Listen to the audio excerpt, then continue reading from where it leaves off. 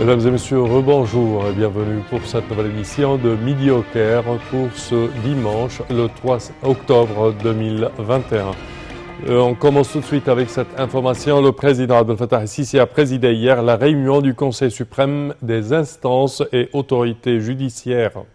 Le président el-Sisi avait plutôt assisté à la célébration de la journée de la magistrature égyptienne au palais des congrès d'Al-Manara.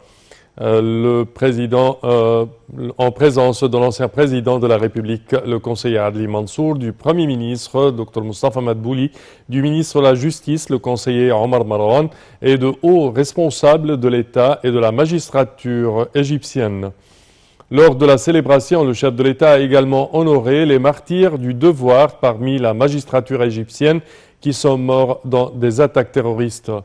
Le président Abdel Fattah el-Sisi a confirmé avoir enjoint au gouvernement d'assurer les allocations nécessaires pour développer le système judiciaire et parvenir à la justice rapide.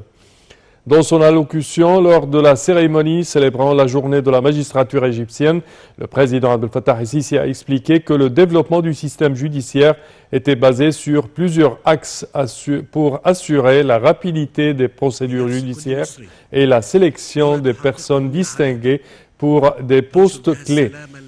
La Constitution garantit l'indépendance du pouvoir judiciaire, c'est ce qu'a affirmé le chef de l'État, affirmant la bonne réputation dont jouit la justice égyptienne, ce qui a permis la poursuite des hors-la-loi et la protection des innocents.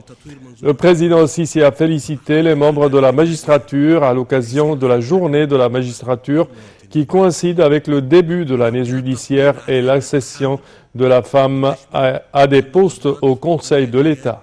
واستخدام التطبيقات التكنولوجية لتسهيل الحصول على المعلومة القانونية وسرعة مباشرة الإجراءات لإنجاز الدعاوى والخدمات الخاصة بالمواطنين.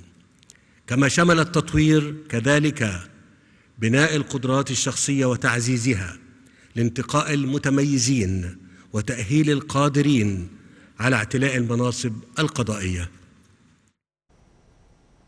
Et nous enchaînons avec ce compte-rendu. Le président Abdel Fattah el-Sisi a inspecté les travaux d'élargissement de l'autoroute périphérique ainsi que de plusieurs axes et nouvelles routes dans la région de l'aéroport international du Caire à Héliopolis. Le président el-Sisi a inspecté les travaux de modernisation et d'élargissement des axes routiers aux alentours de l'aéroport du Caire ainsi que les routes dans les quartiers résidentiels de la région de Héliopolis. Le but de ces travaux d'élargissement est de faciliter le trafic, réduire les embouteillages et lier cette région aux axes principaux. Et pour plus de détails, voici un compte-rendu signé Marwa Arafat et Aïcha. Le président Abdel Fattah el-Sisi a effectué une tournée d'inspection des travaux d'agrandissement de la route périphérique ainsi que d'un certain nombre d'axes et de nouvelles routes dans la zone de l'aéroport du Caire.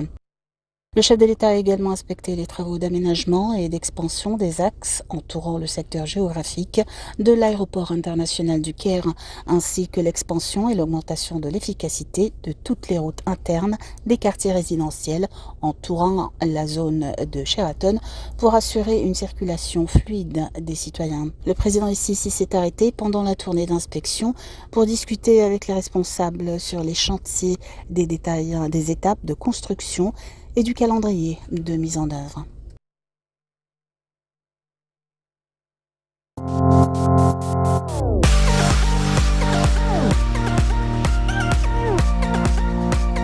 Et pour plus de détails sur ce sujet, mesdames et messieurs, nous avons le plaisir d'accueillir à bout du fil Dr Raouf Ghaffar qui est expert en économie. Bonjour Dr Raouf. Bonjour.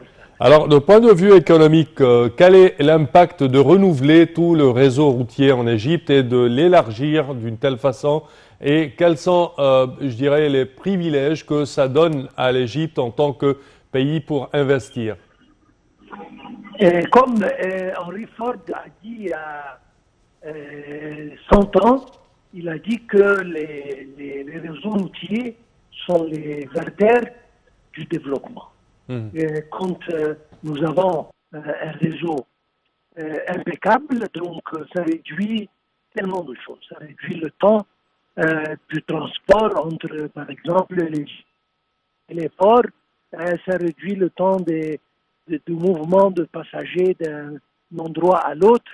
Et tout ça se dirige vers le mieux de l'économie.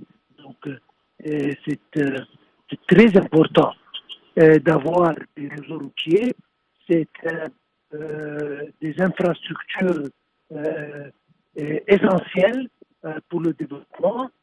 Certainement, il y a d'autres choses, énergie, mais les réseaux routiers est excessivement important pour réduire le temps, l'effort et tout vers le bien de l'économie.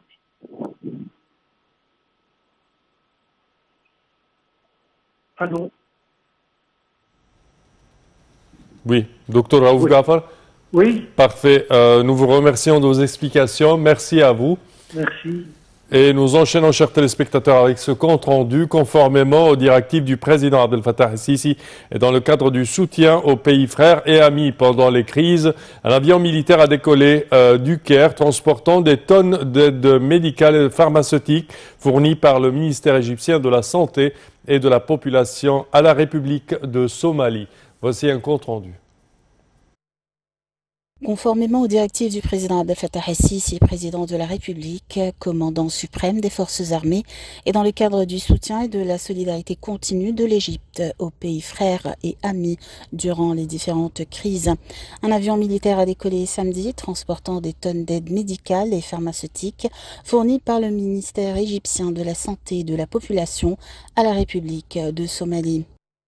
Pour sa part, la partie somalienne a exprimé ses vifs remerciements et appréciations pour les efforts déployés par la République arabe d'Égypte et le soutien qu'elle apporte au peuple somalien, soulignant que cette assistance reflète l'esprit de fraternité et de coopération conjointe entre les deux peuples frères. Cette assistance vient comme une affirmation de la force des liens historiques qui unissent l'Égypte et la Somalie et basée sur le rôle de leader de l'Égypte envers les pays du continent africain dans diverses circonstances et en leur apportant un soutien total et solidaire.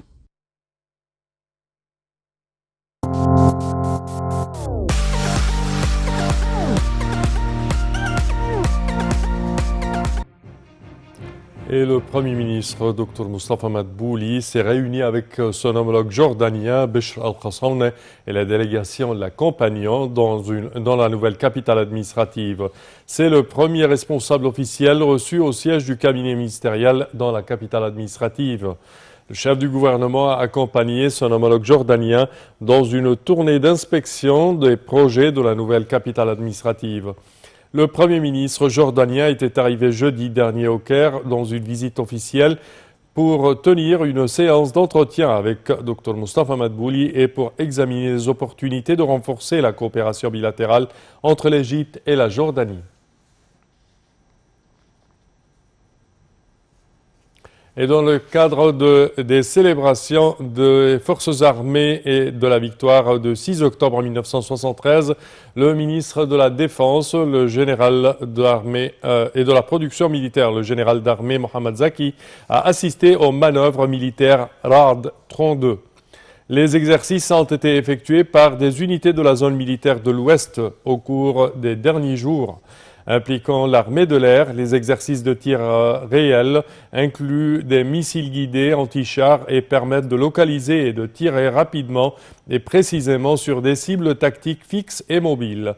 Pour sa part, le général d'armée Mohamed Zaki a affirmé l'appréciation du commandant suprême des forces armées, le président de la République Abdel Fattah el-Sisi, des efforts déployés par les forces armées dans la zone ouest pour préserver la sécurité nationale de l'Égypte. Parallèlement, le chef d'état-major, le général de corps d'armée Mohamed Farid, a assisté à l'une des principales étapes de la manœuvre RAD 32. Le général de corps d'armée Mohamed Farid a salué la formation de l'esprit des hommes de l'armée ainsi que leur travail d'équipe. Et l'Égypte soutient pleinement la Libye comme un pays stable et souverain sur tout son sol. Et c'est ce qu'a affirmé le ministre des Affaires étrangères Sameh Choukri lors de son entretien hier avec le vice-président du Conseil présidentiel libyen, Abdullah Al-Lafi. M. Choukri a évoqué les directives de la direction politique exigeant de mobiliser tous les potentiels égyptiens pour aider les Libyens à surmonter la phase actuelle et de coordonner les efforts auprès des instances internationales concernées par la question libyenne. C'est ce qu'a déclaré le porte-parole du ministère des Affaires étrangères, l'ambassadeur Ahmad Hafez. L'Égypte soutient les démarches constantes prises par la Libye pour respecter la feuille de route politique approuvée par les Libyens en vue de tenir les élections présidentielles et parlementaires comme prévu, les élections étant une étape cruciale vers la stabilité souhaitée du pays, a-t-il noté. La Libye apprécie le rôle de l'Égypte, soutenant les efforts visant à maintenir la stabilité dans le pays. C'est ce qu'a déclaré de son côté M. Al-Lafi, valorisant les développements positifs dans les relations bilatérales entre les deux pays. Et le ministère de la Santé a annoncé que 544 personnes rétablies du coronavirus avaient quitté les hôpitaux de confinement hier après avoir reçu les soins médicaux nécessaires, portant ainsi le nombre total de cas guéris du Covid-19 à 257 708 cas. Le ministère de la Santé a toutefois déclaré avoir détecté 761 nouvelles infections au coronavirus et 32 décès.